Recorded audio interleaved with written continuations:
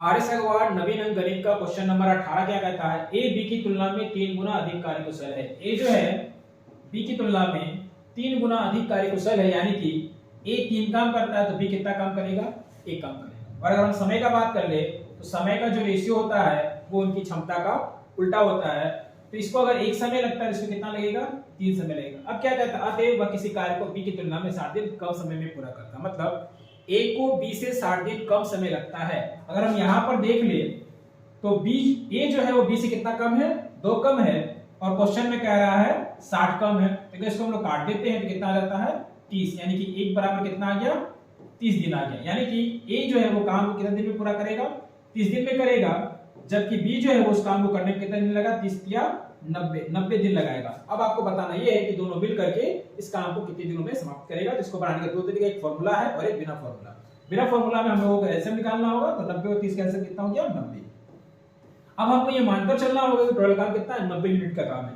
30 दिन में ये 90 काम करता है तो एक दिन में कितना काम करेगा? 3 काम करेगा। एक्चुअली यहाँ पे हमको पता भी है कि ये 3 काम करता है और बी कितना काम करता है? 1 काम करता है। दोनों मिल गए तो कितना काम होगा? 4 काम होगा। तो एक दिन में 4 काम करना कितना काम है? 90। तो 90 को 4 से अगर हम लोग भागा देते हैं तो 90 का आधा कितना होगा? 45, और 45 का आधा कितना होगा? 22.5। तो यहाँ पर हो जाएगा हमारा 22.5 दिन। 19 नंबर क्वेश्चन में कह रहा है ए किसी काम को करने में 36 दिन का समय लगाता है, बी जो है वो उसी काम को करने में 54 दिन का समय लगाता है, और सी जो है वो 72 दिन में काम को पूरा कर देता है।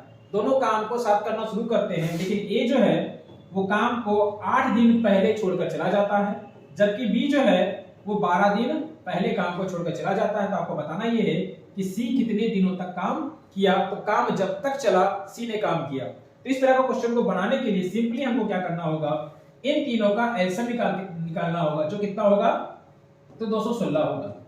अब 36 को, अब ये 36 दिन में 216 काम करता है तो एक दिन में कितना काम करेगा? तो 6 काम करेगा।